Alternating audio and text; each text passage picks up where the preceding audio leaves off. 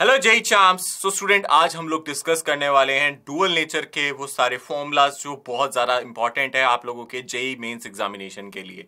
JEE mains में modern physics से approximately इस चैप्टर से, मॉडर्न फिजिक्स के इस चैप्टर से, डुअल नेचर से एक या दो क्वेश्चन आप एक्सपेक्ट कर सकते हो अपने एग्जाम्स में। तो डेफिनेटली बहुत क्रूशल हो जाता है कि इस चैप्टर के आपको सारे फॉर्मूलाज याद हो। तो वन बाय वन मैं सारे फॉर्मूलाज जो इंपॉर्टेंट हो सकते हैं इस चैप्टर के आप लोगों के साथ डिस्कस करूंगा। और आई वुड रिकमेंड अगर आप इन फॉर्मूलाज को साथ साथ नोट डाउन करते रहें एंड इवन इन चैट और कमेंट्स में भी लिखते रहें कि आपको ये सारे फॉर्मूलाज याद हैं, और उसको जरूर आप अपने आप प्रैक्टिस जरूर करें, क्वेश्चंस की प्रैक्टिस जरूर करें। ठीक है, so I am starting with the session. अब मैं एक एक करके सारे फॉर्मूलास आप लोगों के साथ डिस्कस करने वाला हूं।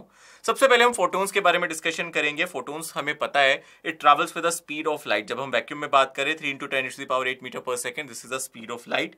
इसके बाद एनर्जी एक सिंगल फोटोन की अगर आपको निकालनी है, ये होती है hc/λ या फिर आप h × न्यू, मतलब यहां ये जो है दिस इज द फ्रीक्वेंसी और लैम्डा हमारी वेवलेंथ है। तो आप लोग देख सकते हो ये दोनों formula energy of a single photon है। इसके अलावा आप ये भी कर सकते हो, अगर आपके पास लैम्डा एंगस्ट्रॉम में है और एनर्जी आप इलेक्ट्रॉन वोल्ट में निकालना चाहते हो, तो आप फॉर्मूला यूज कर सकते हो 12400 डिवाइड बाय वेवलेंथ, और वेवलेंथ यहाँ एंगस्ट्रॉम में होनी चाहिए। अगर आपकी वेवलेंथ एंगस्ट्रॉम में नहीं है, आपके नैनोमीटर में है, तो यही फॉर्मूला चेंज हो जाता है 1240 divided by lambda electron volt से। यहां आपका लैम्डा नैनोमीटर में होगा, तो आप ये फॉर्मूला भी यूज कर सकते हो। इसके बाद कभी भी हमें किसी भी फोटोन का मोमेंटम कैलकुलेट करना हो तो बहुत सिंपल है। यहां आप फॉर्मूला यूज कर सकते हो momentum is equals to energy divided by speed of light. कहने का मतलब है जो एनर्जी है that is momentum multiply by speed of light. तो momentum is energy divided by speed of light, जिसको आप h/λ भी कह सकते हो, जिसको आप डी ब्रोगली वेवलेंथ भी कहते हो। यहां से आप लैम्डा को h/p करके भी यूज कर सकते हो। Now suppose you have to count the photon count, कितने फोटोन्स पर यूनिट टाइम आपको मिल रहे हैं किसी सोर्स से। तो आप लोगों को क्या करना चाहिए, कुछ फॉर्मूलास याद रखने चाहिए। सपोज आपको एक सोर्स ऑलरेडी गिवन है, उस सोर्स की आपको पावर गिवन है P, इंटेंसिटी गिवन है I। इसके के साथ एक सिंगल फोटोन की, अब यहां जो मैं लिख रहा हूं this is for single photon, किसी एक फोटोन की एनर्जी आप जानते हैं E, और आपको पता है ना एनर्जी का फॉर्मूला मैंने बताया ही था, hc/λ यूज कर सकते हो या h × म्यू फ्रीक्वेंसी यूज कर सकते हो, where lambda is the wavelength and mu is the frequency.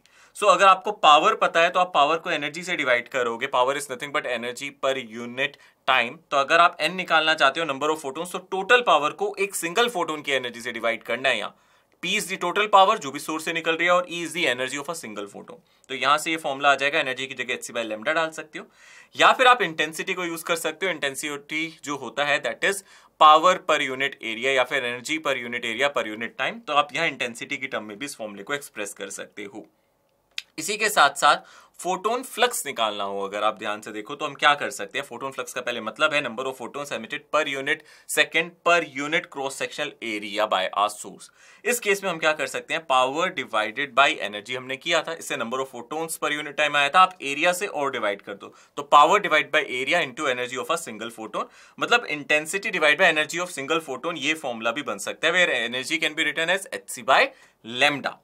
Now monochromatic point source, अगर आपको किसी क्वेश्चन में दिया जाए कि एक मोनोक्रोमेटिक पॉइंट सोर्स है, जैसे कि एक छोटा सा एक बल्ब है, वो हर डायरेक्शन में एनर्जी दे रहा है, तो आप देख सकते हो इस केस में आप क्या करोगे, उसकी पावर को डिवाइड करोगे 4πr² से।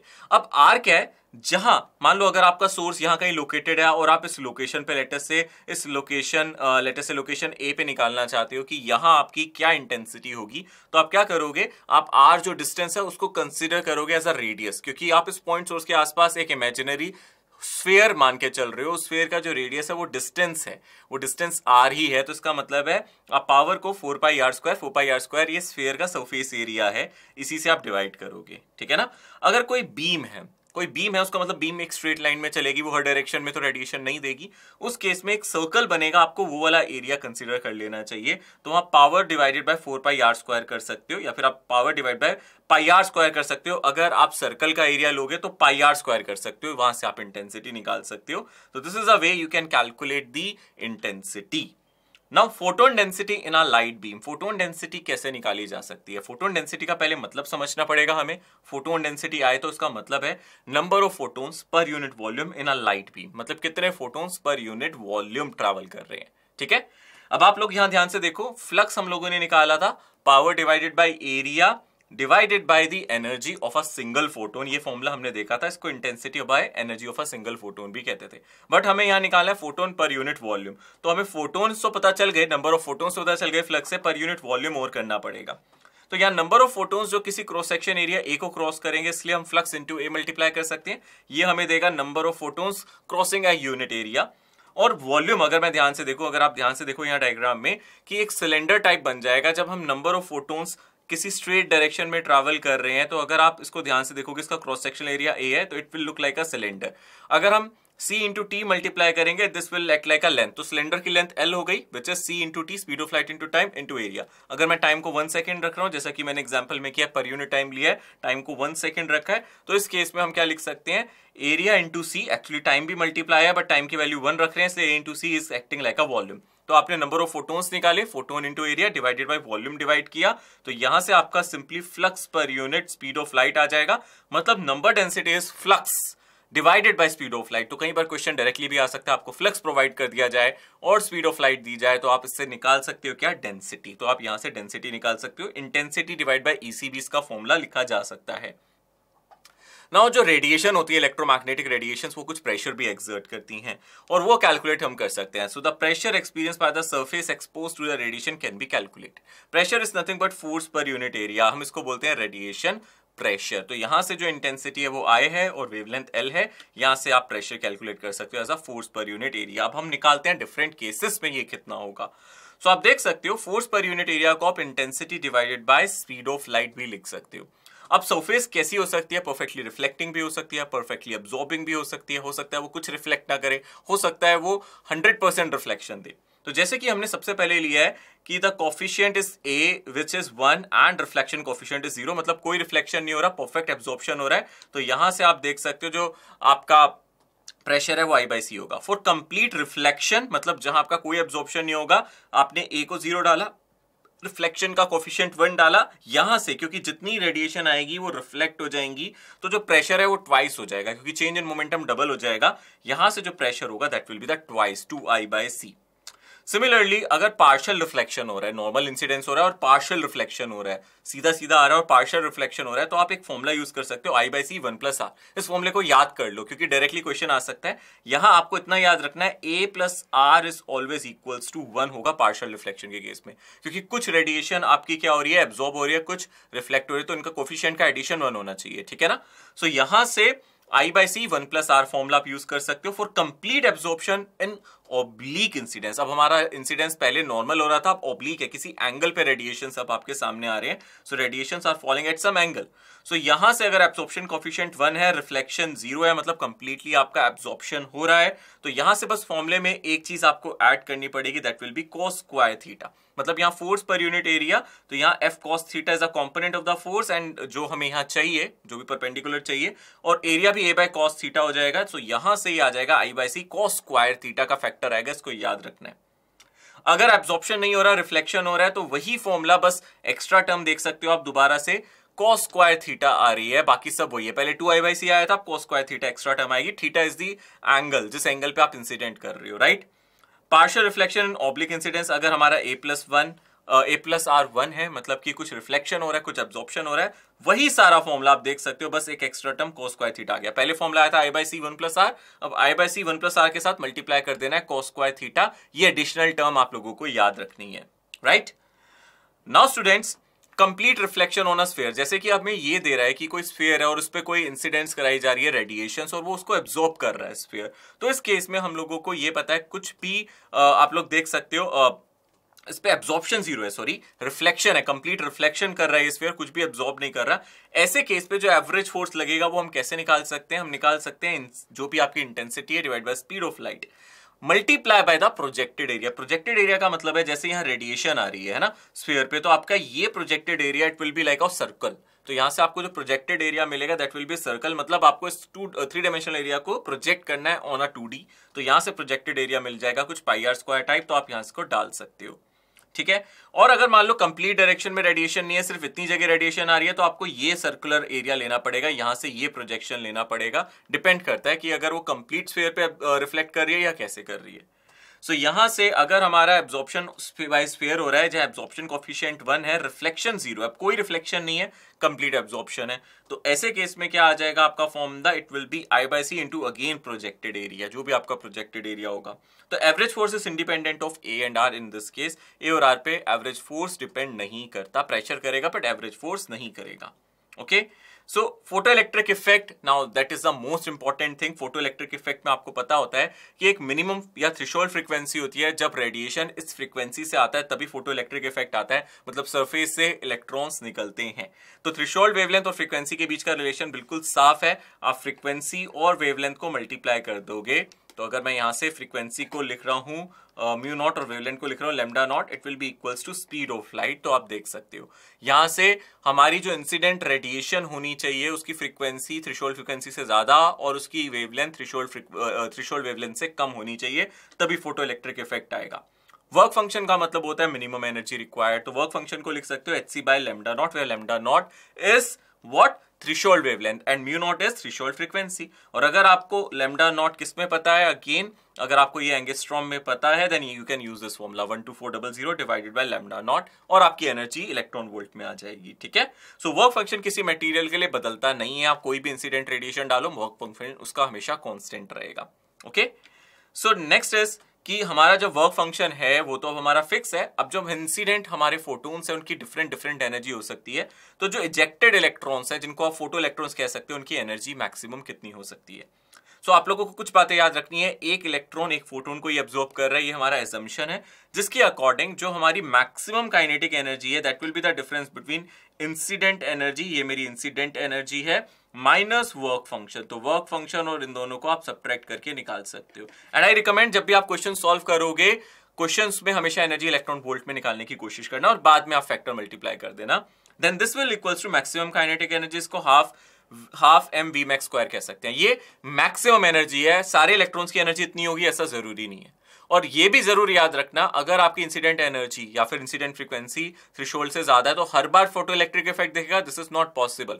हो सकता है कि आपकी इंसिडेंट एनर्जी वो फंक्शन से ज्यादा हो फिर भी आपको फोटो इलेक्ट्रिक इफेक्ट नहीं दिख रहा हो, ऐसा पॉसिबल है क्योंकि इलेक्ट्रॉन्स एनर्जी एब्जॉर्ब करके डाउनवर्ड भी जा सकते हैं, जरूरी नहीं है every time they will come out of the surface. So very few electrons after satisfying this condition that they are absorbing the radiation higher than the threshold frequency, they can be ejected out from the surface, but it is not necessary कि हर बार वो बाहर निकलेंगी। This is a required condition, necessary condition, but not sufficient condition, you should remember, okay? So once you get with the photo electric effect, आपका kinetic energy का आप graph भी बना सकते हो फ्रीक्वेंसी के साथ, स्ट्रेट लाइन ग्राफ आएगा, आप देख सकते हो इसका स्लोप होगा h। सो आप इस ग्राफ को भी देख सकते हो, या फिर आप लोग यहाँ काइनेटिक एनर्जी का 1 बाय लैम्डा से भी ग्राफ बना सकते हो और यहाँ से जो स्लोप आएगा वो hc आएगा। सो आप देख सकते हो पहले वाले में intercept hc bye lambda not है, दूसरे वाले में h न्यू नॉट है, तो दोनों में आप लोगों के इंटरसेप्ट भी यहाँ दिखा रहा है। इंटेंसिटी का इफेक्ट आप लोगों को पता है नंबर ऑफ फोटोन्स पे पड़ता है कि कितने ज्यादा फोटोन्स बाहर आपके इंसिडेंट कर रहे हैं, और जितने ज्यादा फोटोन इंसिडेंट करेंगे उतने इलेक्ट्रॉन्स निकलेंगे, बट उससे काइनेटिक एनर्जी पे कोई फर्क नहीं पड़ेगा। तो फोटो करंट इंटेंसिटी में डायरेक्ट रिलेशन है, ये ग्राफ भी आप लोगों के काम का है। सैचुरेशन करंट का मतलब है कि अगर आप इंटेंसिटी बढ़ाते जाओगे, अगर आप वोल्टेज बढ़ाते जाओगे, यहाँ किसी भी तरीके से अगर आप वोल्टेज बढ़ाते जा रहे हो तो आप कितना करंट कलेक्ट करते जा रहे हो, क्योंकि जो आप यहाँ पे एनोड कैथोड रख रहे हो, एनोड का पोटेंशियल अगर आप बढ़ा रहे हो तो आप मैक्सिमम इलेक्ट्रॉन्स जितने भी रैंडम डायरेक्शन में जा रहे हैं सबको कलेक्ट कर पा रहे हो। तो धीरे धीरे अगर आप एनोड का पोटेंशियल बढ़ाते जाओगे ये इलेक्ट्रॉन को अट्रैक्ट करता जाएगा, बट एक सैचुरेशन आएगा जिसके बाद फर्दर इलेक्ट्रॉन अट्रैक्ट नहीं होंगे। तो यहां से जो मैक्सिमम करंट आपका आ सकता है वो होगा आपका सैचुरेशन करंट। उसके बाद आप जितनी मर्जी टर्मिनल वोल्टेज बढ़ाओ आपका करंट नहीं बढ़ेगा। ठीक है, स्टॉपिंग पोटेंशियल का मतलब है आप रिवर्स डायरेक्शन में कोई पोटेंशियल दे रहे हो और आप चाहते हो कि कोई भी इलेक्ट्रॉन आप तक ना पहुंचे, आपके एनोड तक ना पहुंचे, तो आप एनोड को एक्चुअली नेगेटिव पोलैरिटी देना स्टार्ट कर दोगे, मतलब उसको आप कैथोड बना दोगे। उस केस में जो मिनिमम पोटेंशियल है to stop the maximum energetic photo electrons, तो उसको हम बोलते हैं स्टॉपिंग पोटेंशियल। तो यहां से आप स्टॉपिंग पोटेंशियल का फॉर्मूला भी देख सकते हो। स्टॉपिंग पोटेंशियल का फॉर्मूला देखने के लिए मैक्सिमम काइनेटिक एनर्जी को चार्ज इनटू पोटेंशियल डिफरेंस से आप इक्वेट करोगे। तो यहां जो पोटेंशियल डिफरेंस आएगा k max divided by charge of electron, मतलब h nu divided by e आ जाएगा, मतलब h nu by e minus 5/e, ये हमारा पूरा आ जाएगा क्योंकि मैक्सिमम काइनेटिक एनर्जी अभी हम लोगों ने देखी थी h new minus work function थी। ठीक है, इसी को हम लोग इक्वेट कर रहे हैं e इंटू म्यू नॉट, और म्यू नॉट की वैल्यू हम यहां से इजिली कैलकुलेट कर सकते हैं। ओके, ये नेगेटिव पोटेंशियल है जहां आप एनोड को कैथोड, कैथोड को एनोड बना देते हो। इसके बाद आती है इंपॉर्टेंट चीज मैटर वेव, जिससे गारंटीड भाई हमें लगता है कि ये क्वेश्चन आता ही आता है, सो आप इसको बिल्कुल मिस मत करना। यहां आप लोगों को वेवलेंथ, डी ब्रोगली वेवलेंथ का फॉर्मूला दे रखा है h/p h/mv। काइनेटिक एनर्जी को p²/2m लिख सकते हो, या मोमेंटम को आप लिख सकते हो 2m ke। सो यहां से लैम्डा का फॉर्मूला आ जाएगा h/√2m ke। इसी के साथ साथ अगर आपका चार्ज पार्टिकल किसी पोटेंशियल में एक्सेलरेट होके आया है, उसके पास कुछ एनर्जी है, सो उस एनर्जी को आप डायरेक्टली यूज कर सकते हो charge multiply by potential difference. जिस पोटेंशियल डिफरेंस में आपने उसको एक्सेलरेट कराया है, तो लैम्डा का फॉर्मूला हो जाएगा h/√2m। एनर्जी की जगह आप डाल सकते हो चार्ज इनटू पोटेंशियल डिफरेंस। सो इलेक्ट्रॉन के केस में भी आप ये डी ब्रोगली वेवलेंथ निकाल सकते हो। आपको चार्ज ऑफ इलेक्ट्रॉन पता है, आपको h की वैल्यू पता है, मास ऑफ इलेक्ट्रॉन पता है, तो डायरेक्टली फॉर्मूला आ जाता है 12.27 डिवाइड बाय √v, और ये एंगस्ट्रॉम में आ जाता है। मतलब आपकी एनर्जी जो भी आपका वेवलेंथ है वो एंगस्ट्रॉम में आएगा। v is a potential difference, इसको आपको SI यूनिट में डालना पड़ेगा। सिमिलरली आप सारी चीजें प्रोटॉन के लिए कैलकुलेट कर सकते हो। 0.286 डिवाइड बाय √v, एंगस्ट्रॉम में इसका फॉर्मूला आएगा। And if you do it for the alpha particle which is the nucleus of helium, यहां से 0.101 डिवाइडेड बाय √v एंगस्ट्रॉम आएगा। सो डी ब्रोगली वेवलेंथ करने के बाद आप लोगों का ब्राग्स लॉ से चांसेस कम है, बट कभी क्वेश्चन आ जाता है तो उसकी बस आप कंडीशन याद रखना कि भाई यहां आप लोगों को स्कैटरिंग एक्सपेरिमेंट है। बेसिकली यहां से आपको क्या करता है, एक इंसिडेंट रेडिएशन लेता है। यहाँ बेसिकली आप यहाँ इंसिडेंट वेव ले रहे हो, आप इलेक्ट्रॉन्स को इंसिडेंट करा रहे हो, है ना, और उसका वेव नेचर भी आप ऑब्जर्व करने की कोशिश कर रहे हो, और पार्टिकल नेचर, दोनों को आपस में इक्वेट करके वेवलेंथ कैलकुलेट कर रहे हो। एक बार डी ब्रोगली वेवलेंथ, एक बार स्कैटरिंग एक्सपेरिमेंट से। सो यहां से कंडीशन होती है 2d sin phi is equals to n lambda, where phi is the angle between the incident beam and the क्रिस्टोग्राफिक जो भी आपका प्लेन होता है, क्रिस्टलोग्राफिक प्लेन और उसके बीच का एंगल फाई, और थीटा यहाँ स्कैटरिंग एंगल होता है, किस एंगल से वो स्कैटर कर रहा है। तो 2d sin phi is n lambda, ये कंडीशन होती है। चांसेस कम है, बट कभी कोई क्वेश्चन आ जाए तो आपको याद रखना है। ये डेविसर जर्मर एक्सपेरिमेंट में आया था, यहाँ ब्राग्स लॉ आप लोगों को यहाँ दिखाया जा रहा है, राइट।